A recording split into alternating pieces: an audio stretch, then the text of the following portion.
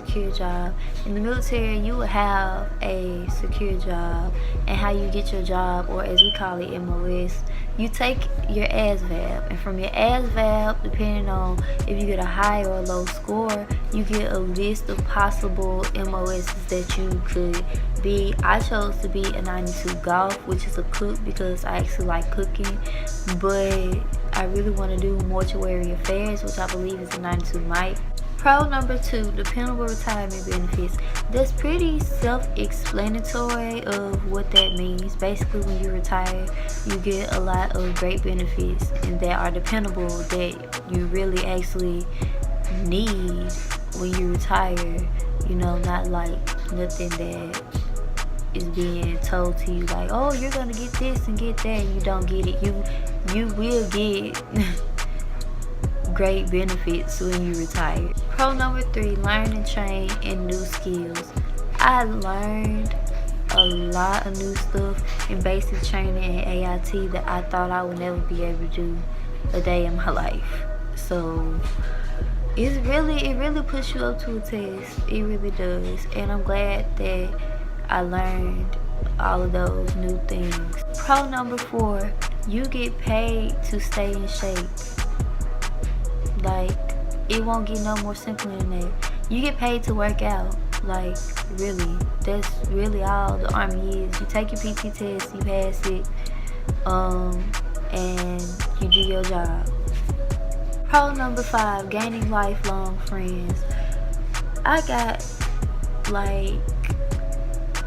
some battles that are like my sisters. Most of us, we all stay around each other except for Bankston and Cooper. But like, you had Panier and Post, Scott and Rogers, me and Sewell, Underwood and Vidu. And like, that was the clique. Like, we was tight.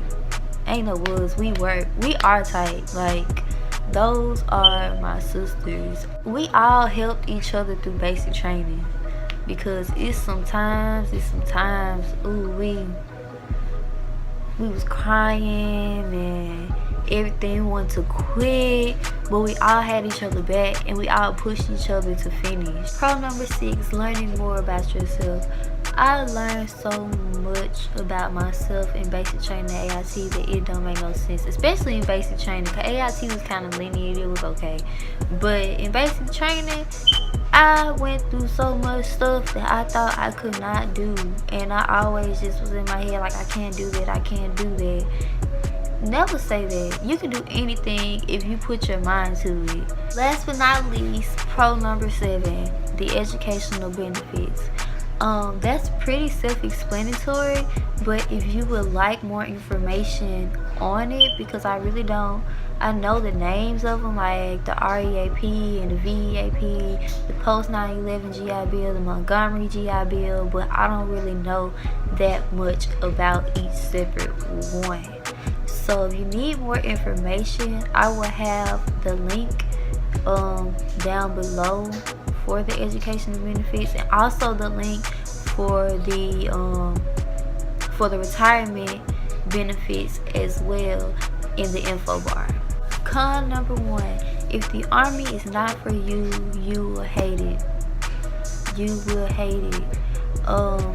If it's something you really want to do, go for it. But if it's something that you just want to up and one day say, hey, I'm going to go join the Army and go talk to the recruiter, don't do that. Like, let it be something that you really want to do, because if you're going to get in and you're going to realize what you got yourself into, and you're going to want to get out. So be careful of your decisions, you know, be really careful. Con number 2, separation from family and friends. If you're a family-oriented person, then this will really, it will hurt you. You know, yeah, I wanted a break from my family. I mean, I get a break from them when I go to college and when I go to school. But this is a whole different break. You don't get to talk to them for months at all. My phone call that I had to make, I had to say, I made it, I love you, goodbye.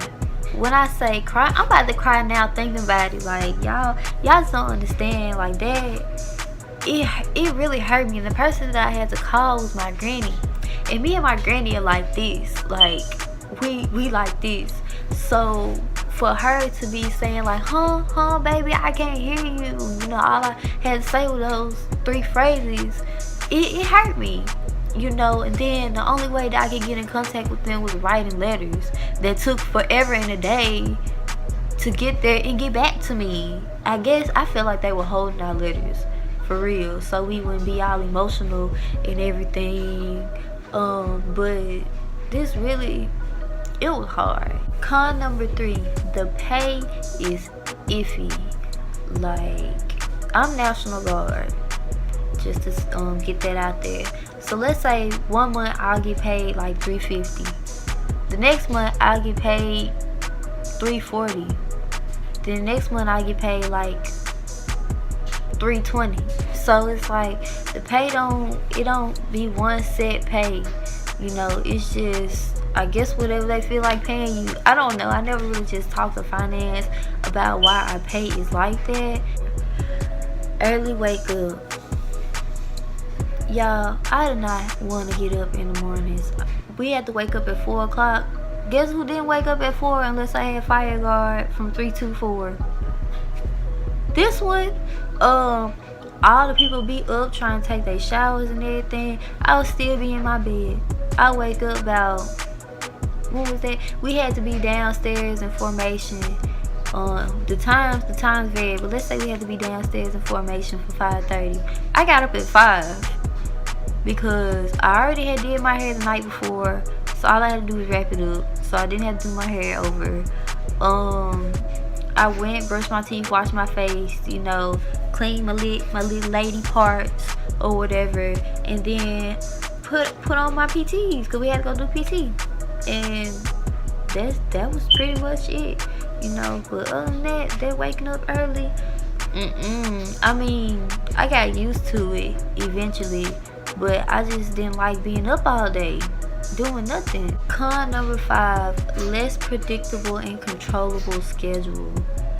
I am a very organized person and I like to stay on schedule at all times. So it was hard for me to just kind of go with the flow, you know, whenever the drill starting to say we gonna do this, we gonna do that, or we gonna do this and that.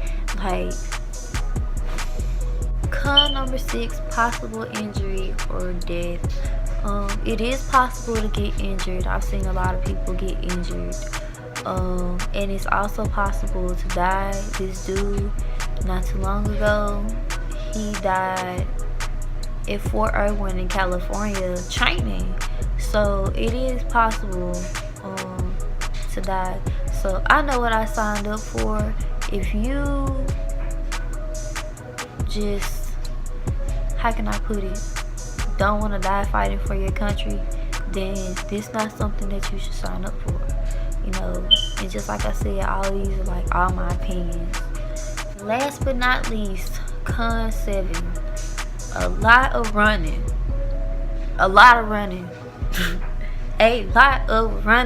Like, so you mean to tell me that I gotta run 2 miles, which is 8 laps around a track in a certain length of time, and I don't like running? Like, and then in basic training you gotta do like this run right before family day. We ran 4.2 miles. Like, who got the time to be doing all that running? I just don't understand. Like, come on, man. I'd rather be sitting here doing push-ups and sit-ups and doing all this running.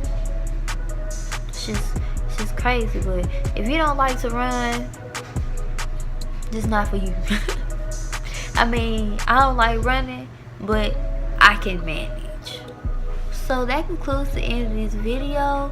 If you all have any other questions, you can leave them in the comment section and I will get back with you on those answers.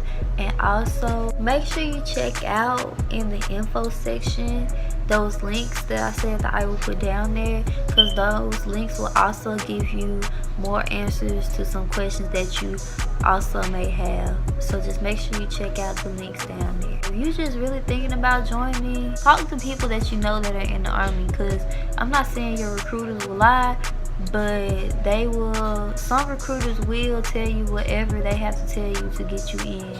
So just make sure you know your stuff, know what you're talking about when you go to talk to your recruiters, and make sure that it's just something that you really want to do with your life, because if it's not, like I said, you're not gonna like it and you're gonna hate it.